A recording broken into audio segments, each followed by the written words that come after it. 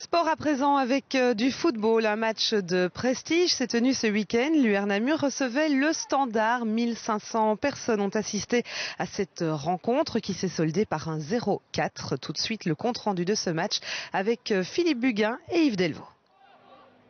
Avec une équipe difficile à reconnaître malgré les Livens, Toussaint, Fofo, Bio Bio et autres Sias, Namur sortira une première période organisée.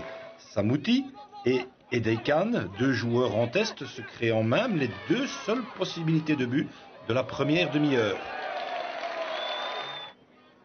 En fin de première période, les Rouges passaient près du pénalty et du but, mais ni Mbailae ni Camara n'obtenaient la récompense.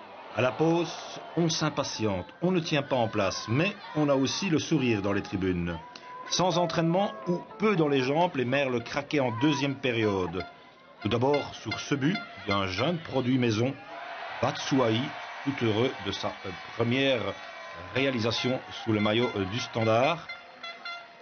Puis, Christian Benteke sur une approximation défensive pour le 0-2.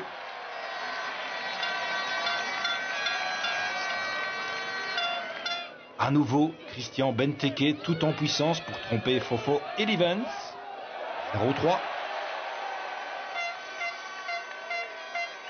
Et enfin, sous l'œil de Mehdi Carcella, rassuré, un quatrième but tombé à nouveau des pieds du jeune Batshuayi. 0-4. Cette équipe de Namur, vous la connaissiez? Oh, pas vraiment, mais bon, ils ont bien joué en premier mi-temps et en deuxième mi-temps, ils étaient un peu fatigués. Ici, c'est Bolat.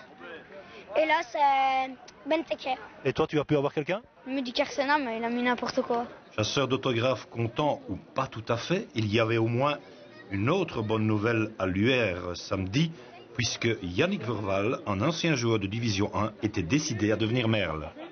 Oui, normalement, dans la continuité des choses, je devrais aller signer mon contrat dans les minutes qui suivent. Donc, si tout est prêt, je devrais aller signer maintenant, oui.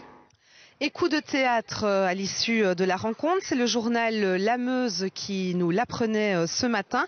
Des huissiers sont venus saisir les recettes de ce match de gala, une action intentée par l'ancien président du club, Jean-Claude Baudard.